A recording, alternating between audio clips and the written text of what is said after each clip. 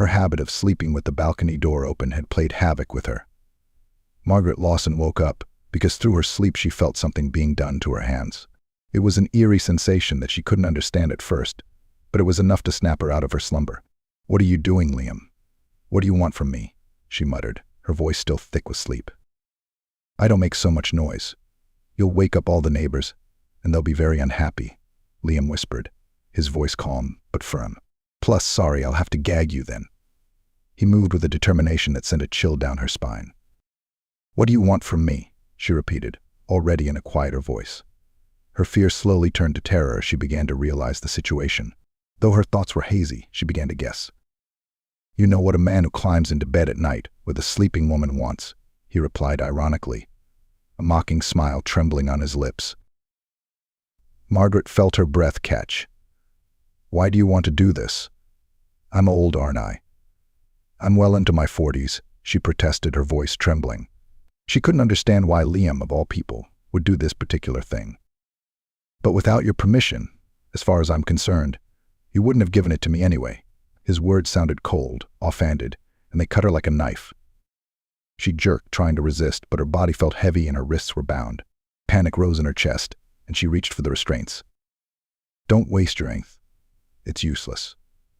I've bound you in conscience, or you'll jump out on the landing," Liam said, his tone almost teasing. "The neighbors are unlikely to be pleased with your behavior." "Shame on you, Liam," shrieked Margaret, her voice trailing off as her son-in-law ripped the bedspread off her. She felt completely exposed, vulnerable. "You're shy, and very much for nothing," Liam replied softly, sliding his eyes over her body. "You have a beautiful, just gorgeous body," he added in an almost gentle voice, running his palms down her thigh, tracing the lines of her skin. Margaret's heart raced in her chest. "Why are you, God? Why are you doing this?" she moaned, her voice cracking with desperation. She couldn't stand his gentle caresses. They were too intimate, too intrusive. It was a strange guest, to say the least. He was in no hurry to take advantage of her helpless state, instead caressing her. His caresses made her shiver with fear, shame, and something else she couldn't identify. "I want you, Liam, so badly. I want you," Margaret said suddenly. Her voice changed and her eyes sank greedily into his. It was as if something inside her clicked. "Start already or I'll die. Please, Liam." She hated herself for saying those words, but she couldn't deny the strange longing that gripped her. They'd been tormenting each other for what seemed like an eternity, the tension between them thick and suffocating. They moved together, wavering and giving in to the impulses, until they stood still in exhaustion, barely breathing from fatigue.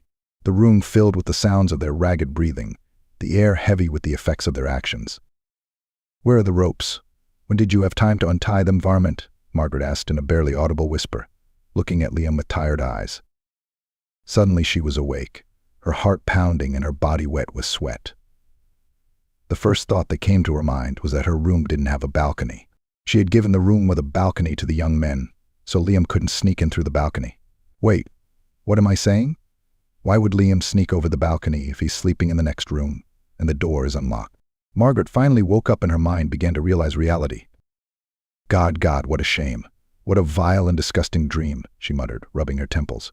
Memories of the dream came flooding back to her, vivid and disgusting.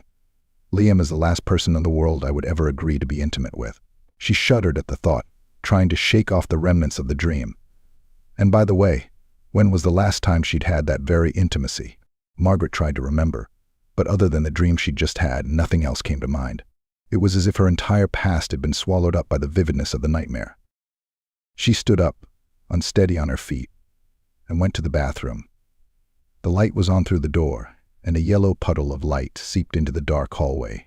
Not only had that pig not turned off the light, but she was smoking in the bathroom again. As she approached, the smell reached her and anger flared up inside her. "This can't go on any longer. I'll tell Sophie everything tomorrow. Let her do something about it," she muttered to herself, her voice trembling. She knew she couldn't take Liam's behavior any longer. She had to put an end to it, for her own peace of mind and for Sophie's. She froze for a moment, staring at the light seeping through the door, her thoughts scattering. Tomorrow everything would change. It had to change.